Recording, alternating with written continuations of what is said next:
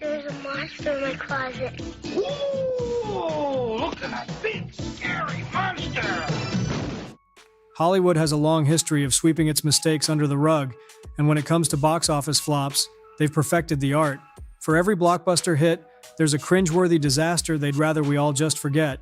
Whether it's a big-budget bomb or a star-studded mess, these films are proof that even the pros get it very, very wrong. Adapted from Michael Crichton's novel, you know, the guy behind Jurassic Park, Sphere had all the right ingredients for a 90s sci-fi hit, an all-star cast, underwater UFOs, and a mysterious sphere that brings your wildest dreams to life. But despite the cool concept, the movie bombed.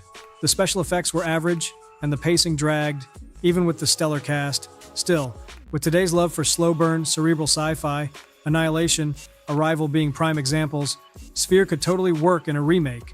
Just tighten up the script and make those effects actually, well, special. In one corner, you've got Aladdin with Robin Williams as a beloved genie. In the other, Toys, with Williams as a quirky toy factory heir, battling his military-minded brother. Guess which one families flocked to in December 1992? Hint, not this one. Toys was imaginative but lacked a clear identity. Trying to be deep and playful at the same time didn't quite land. Plus, that whole video games lead to violence bit felt old and tired even back then. But if they reworked it today, ditch the dated tropes and lean into the weird, whimsical factory vibes of Willy Wonka, and this movie might actually find an audience.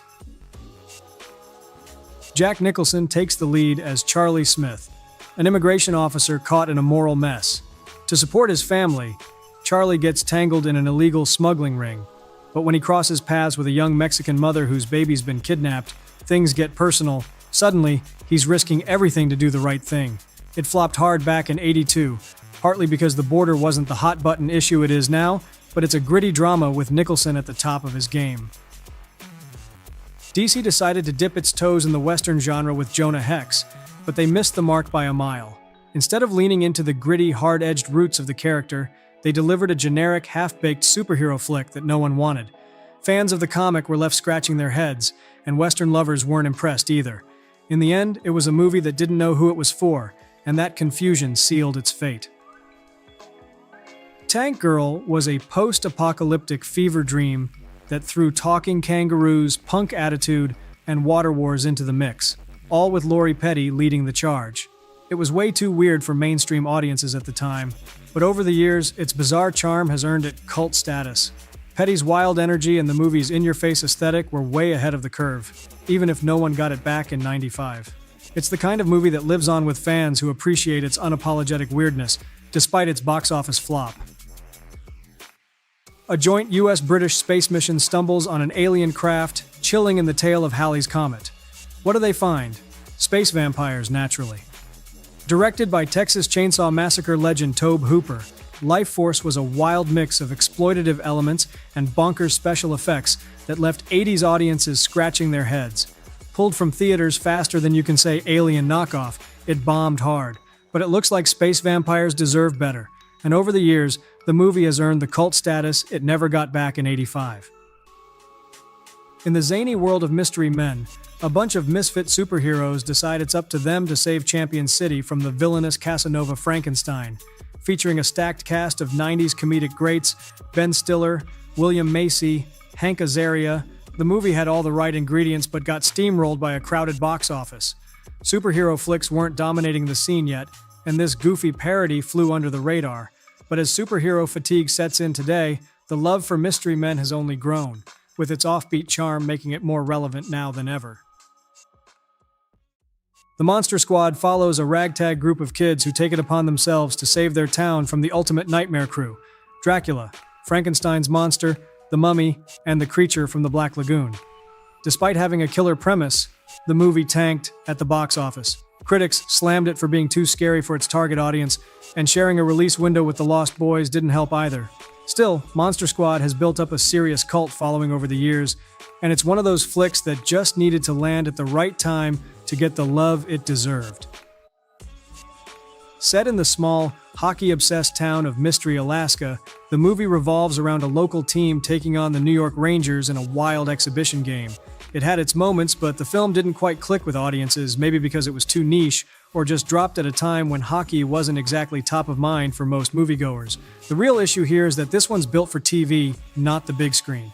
Imagine it as a series. Slow burn comedy, drama, and hockey action spread out over multiple episodes, Letterkenny style. It would have fared way better with that format. Dan Aykroyd's directorial debut was a bizarre mashup of horror and comedy that left audiences baffled. The story centers on a group of travelers who wind up in a nightmare town, facing off against a 106-year-old judge who's got some pretty twisted ideas of justice.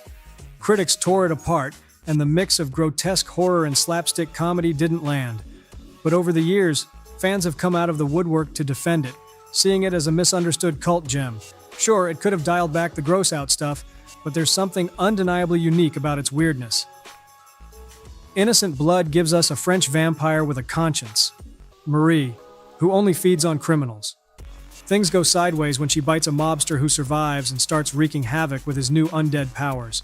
Add in a cop, some revenge-hungry gangsters, and you've got a vampire-gangster mashup that had all the makings of something cool, but it just didn't click. Despite having Animal House director John Landis behind it, the movie felt miscast and stumbled with weird tonal shifts. Plus, with Bram Stoker's Dracula on the way, audiences were already looking elsewhere. Set in 2078 on the distant planet Sirius 6b, Screamers drops us in the middle of a war over beryllium, where the real enemies are machines that have evolved beyond their programming and now want all humans dead. Peter Weller leads the charge as Joe Hendrickson, trying to find a way to make peace with the machines. While Screamers had a killer premise and a bleak dystopian backdrop that looked great, it still fell into way too many sci-fi cliches. Despite the strong material from Philip K. Dick, it couldn't avoid feeling like a mishmash of familiar tropes. A remake of the French hit comedy Just Visiting tried to bring medieval hijinks into modern-day America, starring Jean Reno and Christina Applegate, but what worked in France didn't quite land here. The cultural gap was just too wide for the comedy to translate, and the reviews were rough. It had star power, but that wasn't enough to save it. While Just Visiting might pop up as a quirky, low-budget comedy on a streaming service someday, it's hard to see it ever getting the love it missed the first time around. In a dystopian 2007, yep, that was the future back then, Double Dragon follows brothers Jimmy and Billy Lee as they battle street gangs with the help of a magical medallion. But what should have been a fun, action-packed ride turned into a cheesy mess. The script was weak, the PG-13 rating kept it from embracing its true potential, and fans of the game were left disappointed. Timing couldn't have been worse either.